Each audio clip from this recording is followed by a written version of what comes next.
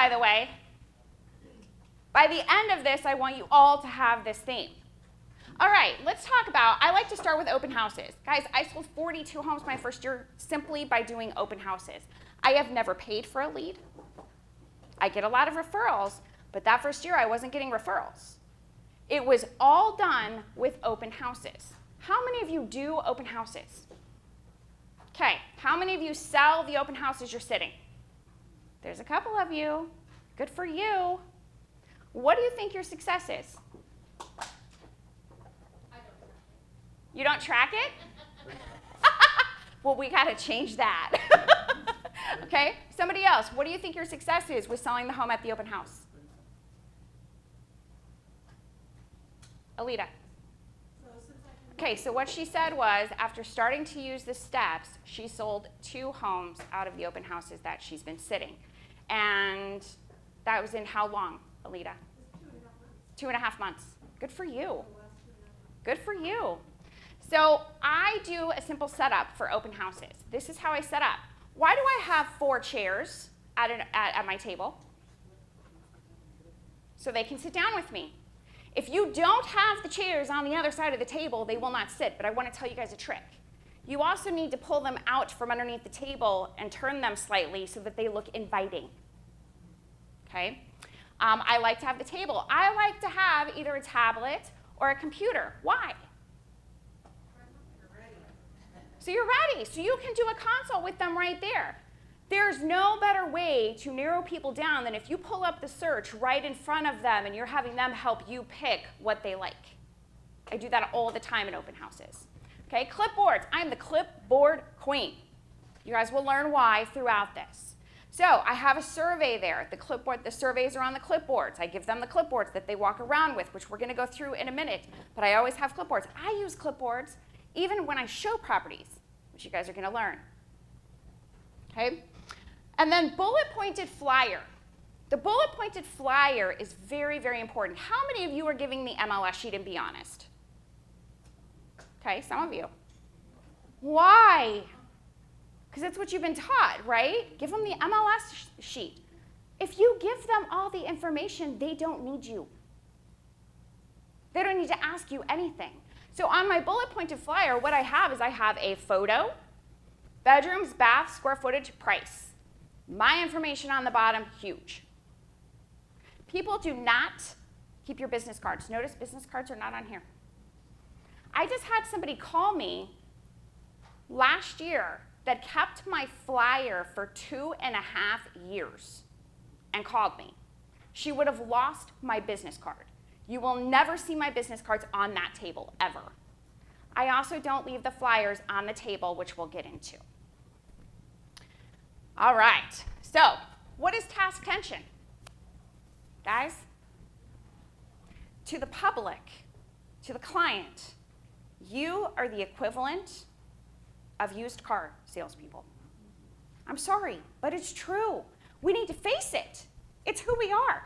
They walk in, they're scared to death. They created a story in the car to tell you, and it is a lie. We call it the popcorn. I've even had clients fess up to me at their listing presentations. Oh yeah, we created this story in the car, and then we liked him so much that we decided to go ahead and tell him the truth. My agent was floored when he heard that. He was like, get out of here, you were right, they actually lie. I'm like, yes, buyers and sellers are liars. Okay, we just need to come to terms with that. They are. So when they come in, you are the enemy in their eyes. They are going to tell you anything they can tell you not to give you their information. I have an agent, I'm just a nosy neighbor, I was walking down the street, thought I would stop by, I'm looking for a friend, I'm looking for family. And all of it, more than likely, is a lie. But we'll go over to techniques to learn how to tell the truth, too. Okay? But you want to bring their task tension down. You want to get it from here to here. So the steps of the sales process will help you bring them from here to here where they actually get real with you on their own. You don't have to ask them to. You don't have to try to maneuver through it at that point. They'll fess up. Okay? So here's your task tension chart. And I want you guys to notice something. Task tension starts all the way at the top. You're going to bring them down. by step 6 and 7. But then look what happens. It starts going back up. Why? What was that? No, that's a good guess, though. So she said because they flip it around. No, here's what it is.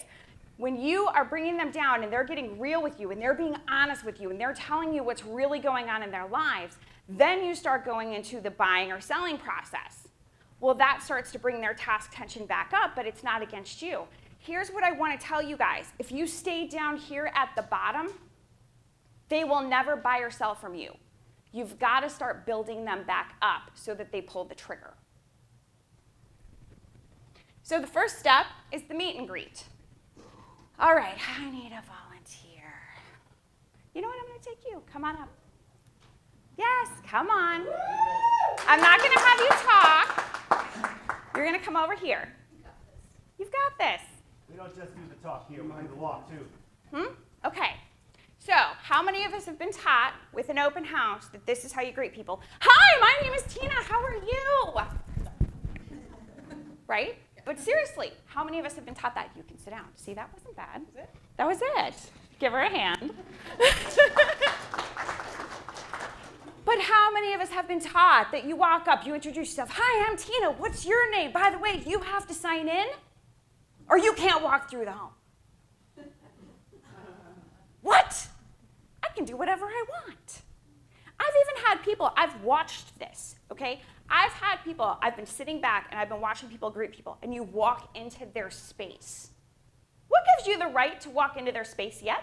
You haven't earned the right to be there. Yes, and yes, I'm seeing this, arm's length. No, even then.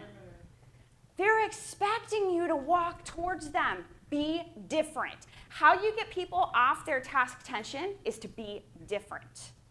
So, apparently, I'm an intimidating person. That's what I've been told. When I used to have black hair, I was really intimidating. I probably look like a vampire because I'm so fair. I had that for 5 years. When I moved here, I had to change it to blonde because everybody thought I was too intimidating here. Apparently, in the East Coast, it's more acceptable to be intimidating.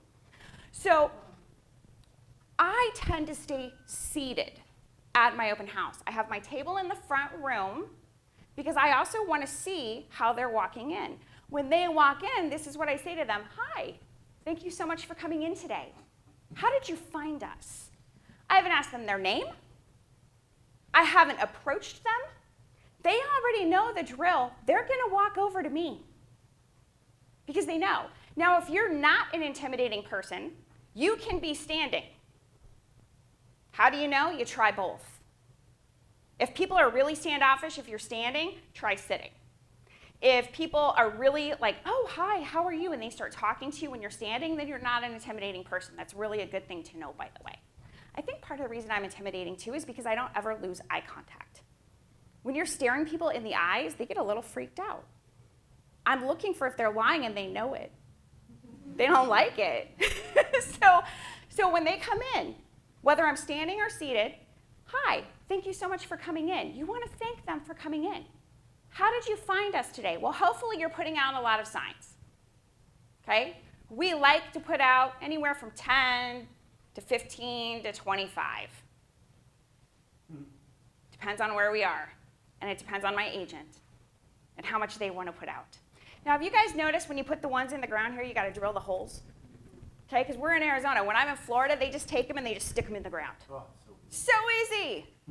Here, we had to get the pop-up ones, and then we have to weight them down because of the wind. But at least they don't rattle in the back, because that's a little annoying too. So when they walk in, they've already seen the signs, or they're going to tell you, no, we found you on Zillow. What does it tell you if they tell? What does it tell you when they say they found it on Zillow?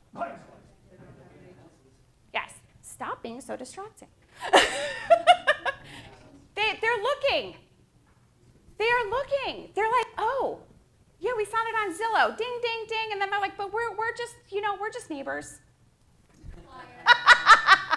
You're going to sit there in the back and you're going to be like, okay. It doesn't matter what they tell you. You just move forward, okay? But don't get in their space.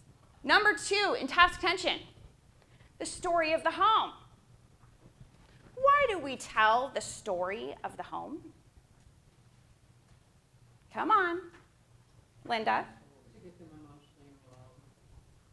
To get them emotionally involved. Guys, I want you to write this down. Sales is always emotion backed by logic. Always. Even investors get emotional. And if they are, they probably shouldn't be investing. Okay, but sales is always emotion backed by logic. So we tell them the story of the home, number one, because it gets them in front of us. Okay, there's a psychological reason why we do everything in these steps. We want them in front of us. We want to be different. And here's the bottom line. People are nosy. They want to know the story of the home.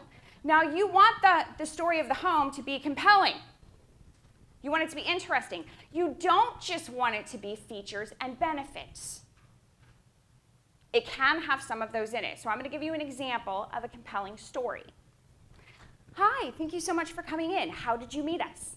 Or how did you find us? Oh, we found you from the signs. Oh, that's wonderful. I'm so glad they're working. Okay, you can make a joke. Get them to laugh. Get them to loosen up a little bit. Well, I'm going to tell you the story of the home, and then I'm going to set you free. Is that okay? Notice my head. You are psychologically putting in their head that they are going to start saying yes to you. Right there. Of course, they're going to say, yeah, that would be fine. Who's going to tell you, no, I don't want to know the story of the home? It's your first time to get them to say yes to you. The compelling story is this. Well, the couple that owns this home have this beautiful little girl. You're going to see the photos as you walk through. They didn't want to take them down because they still wanted to feel like a home. And when I first came here and met them, the husband seemed really attached to this home. Notice I'm using the word home. When you are selling a home, it is a home. When you have the buyer. When you're listing a home, you are going to switch to the word property to get them to disassociate.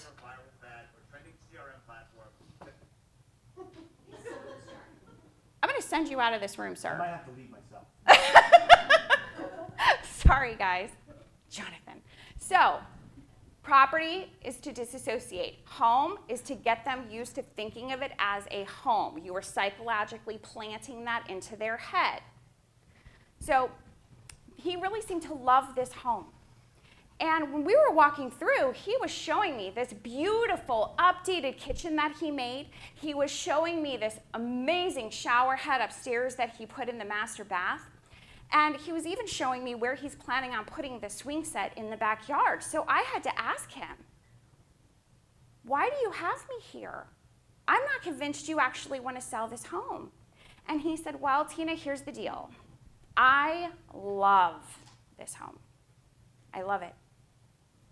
However, my wife dropped it on me last month, right before we met you, that she wants another baby.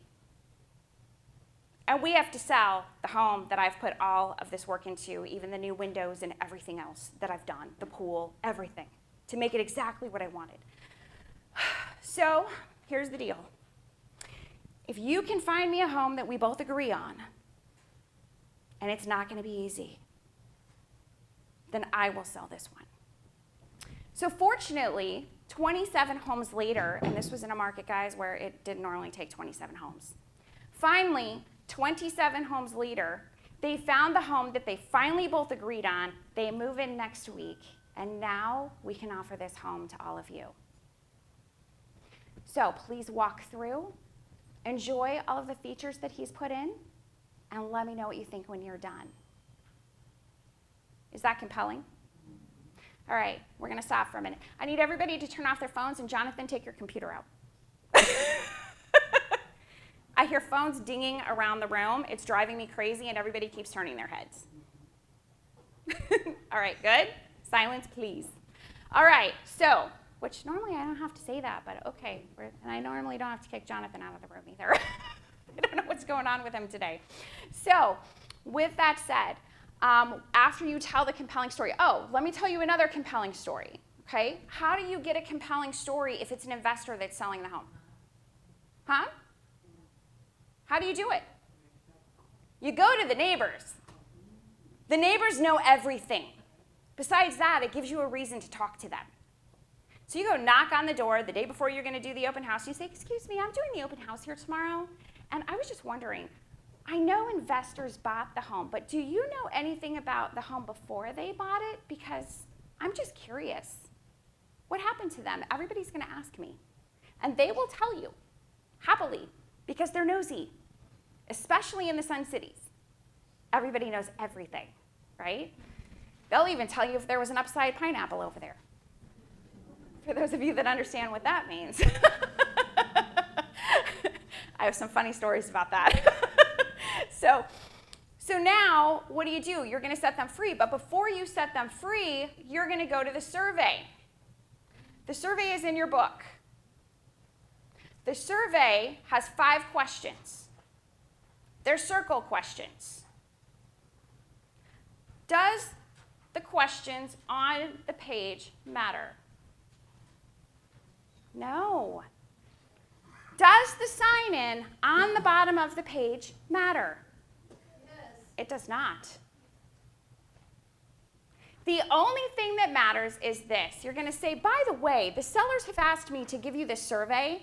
They would like some feedback. Please be careful because I do share this information with them and they are kind of partial to the home. So just bring this back to me when you're done. You just gave them a direct order. You psychologically already got in their head. Now you just gave them a direct order. They don't realize that you gave them a direct order. And guess what they're going to do when they're done? They're going to bring the clipboard back to you. That's why I use the clipboards. Now, I know people, especially millennials, who like technology.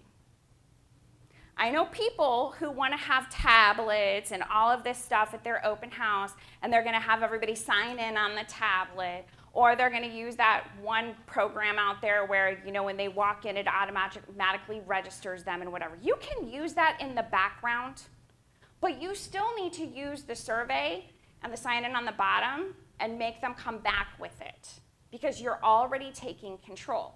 That's all that matters, is that you are taking control from the beginning. You're setting the stage for moving forward. Did you have a question? No? Okay. No, you're fine. I just wasn't sure. I thought I caught you for a minute.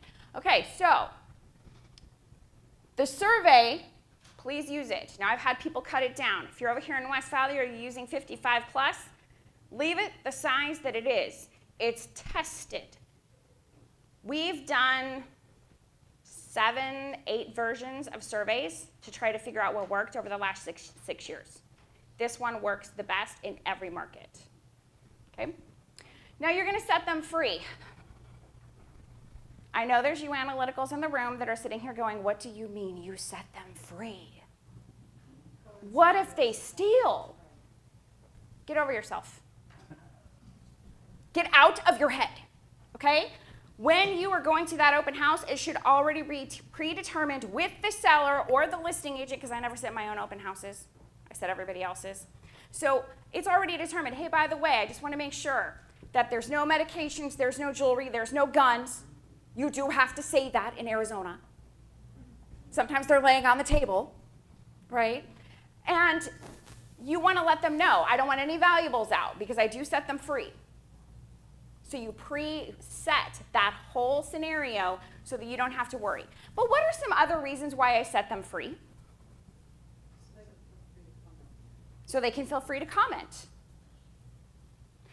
There's another reason, and it's a big one, especially for you ladies in the room. What was that? Yes. On the sales side, yes. It's also for your safety. I do have a friend in Arizona that was attacked at an open house. I do not want you leaving the front room. Your table should be in the front room near the door. And gentlemen, you can be attacked at open houses too. And I'm not trying to scare you, but it's real. So you want to make sure your table is in the front of the house. You should not be leaving that front room with anybody to the back of the house at any time. Okay, that is your safety zone. I have had people tell me that somebody came into their open house and they felt a little uneasy about the person. Guess what they did? They just stepped out the front door. Said, hey, I have to make a phone call, and they stepped out the front door. Do not ever put yourself in a situation where you do not feel safe. Okay, and yes, you can have another person there with you too, but then you guys are going to share the leads. That's the reality. Okay? My team has opted not to share their open houses. They like being at them by themselves. They stay in the front room. Now notice in this scenario, I have not given them a flyer yet. The flyers are hidden. Here's why. Psychologically, it takes 3 times of seeing your face for you to become recognizable, for you to become friendly in their brain.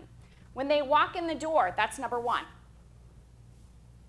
Number 2 is when they do walk away, the only time you're going to leave your station is they go down the hall, and you say, oh, I forgot to give you something. And you go after they've already walked away. I usually like to give them 2 to 3 minutes. And then I will go hand them a flyer and turn around and walk back. That's number 2. Number 3 is when they bring the clipboard back to you. They're already primed mentally to be open to you at that point. Now, here's the funny thing that you're going to notice. So far, everything is different than they've experienced. Everything. So you're like, okay, this is good. And then you're like, oh, wait. And they hear you coming. They're like, oh, here we go. We're going to HGTV it right now. She's going to be like, oh, look at this amazing master. Isn't it amazing? You just love it, don't you? Look at this fabulous kitchen. No, you don't hover over them. You don't hover. You're not a tour guide. You want them to formulate their own feelings and opinions and thoughts. It's very important. So I have a story about this. We had a couple that we had been doing open houses for a while, my team had, and it was in Sun City, and this couple said, Tina, can you do the open house one day for us? I'm like, sure, I can do that. So I went over there. They parked down the street in their RV to watch the traffic for 4 hours. I get a call midday. I'm like, what's going on? Well, why is it that when you sit our open houses, people are there on an average of 27 minutes? And when your team sits the open house and you're not there, they're on an average of 8 minutes. What do you think's going on with that? They're looking at every nook and cranny. They're looking at everything in the home because I'm not bothering them. I'm giving them the freedom to maneuver through the home. And Alita, how long are they staying when you set them free? They stay for quite a while. And they seem more open to talk to you when they come back. Yeah, I've had them actually sit on the couch if it's furnished and you talk to me. Yeah. On the back patio for a long time. Right. Because you're doing everything that you said you would do. You greeted them, you didn't get in their space, you haven't even asked them their name yet. You told them the story of the home, you set them free, you asked them to come, well, you actually demanded that they come back to you, and they do. I've had people come and stand in front of my table filling out the survey while talking to me. I love that. Or they'll sit right down and start filling out the survey. They don't actually fill it out typically when they're walking through the home. It's very interesting. So while they're filling it out in front of me, I have more time to talk to them. Now, I want to back up for a minute because how you deliver the survey is very, very important. So I'm going to give you some examples of this. I want you to come up here. Yep, you right there. Come on. Bring your notepad with you.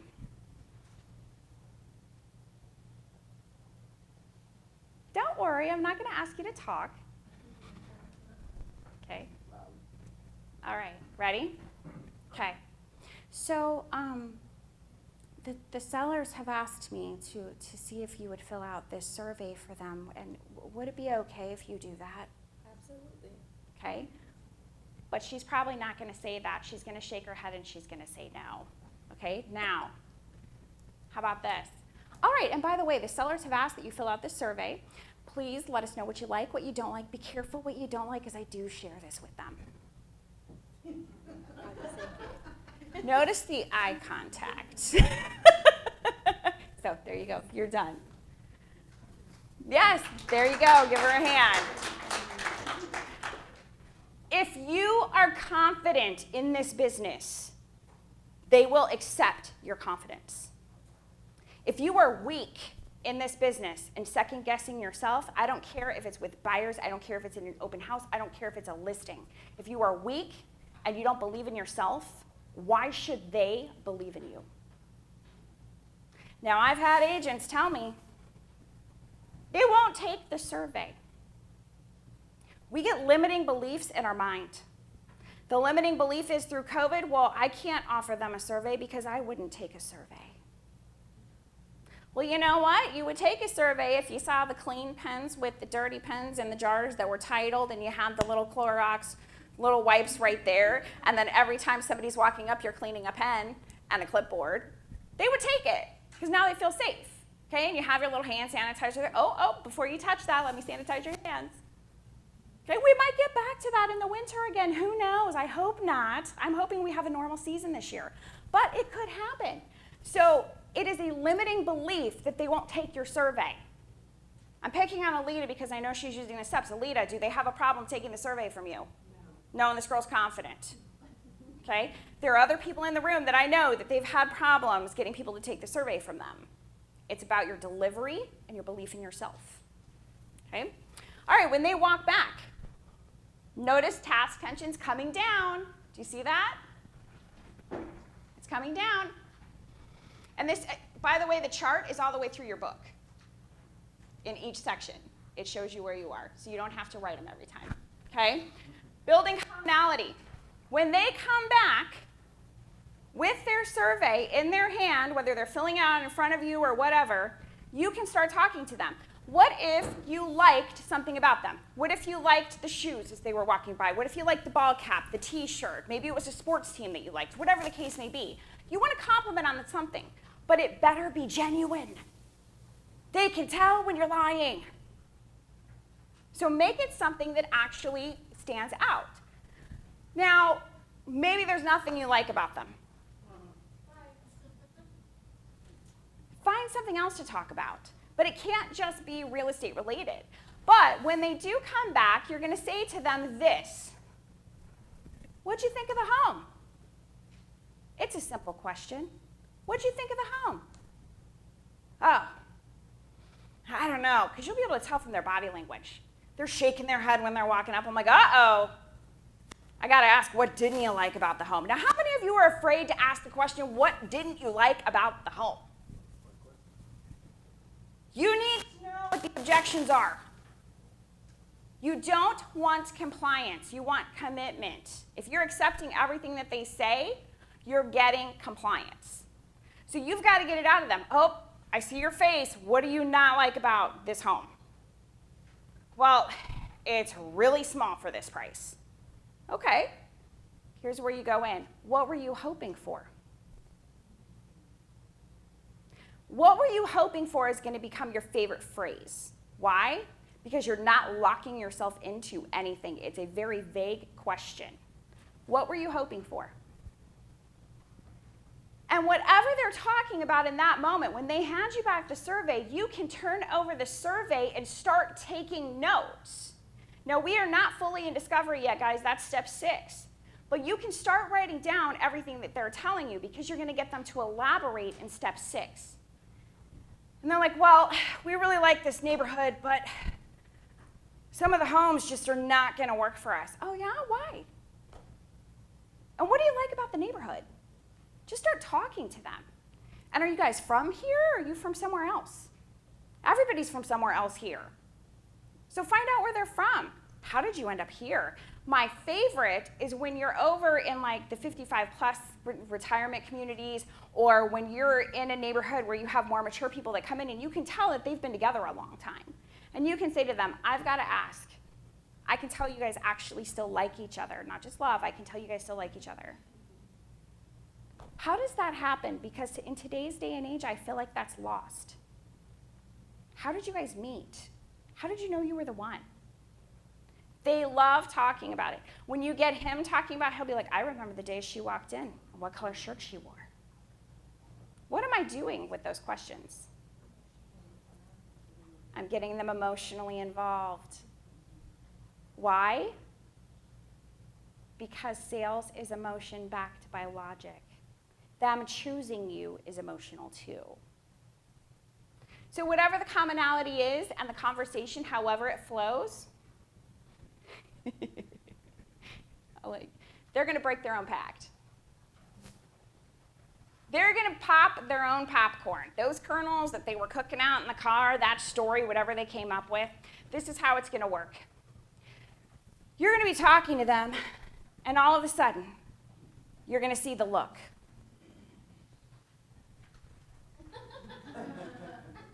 No, they don't have Tourette's. Like, they're really trying to signal each other because the other one's not paying attention.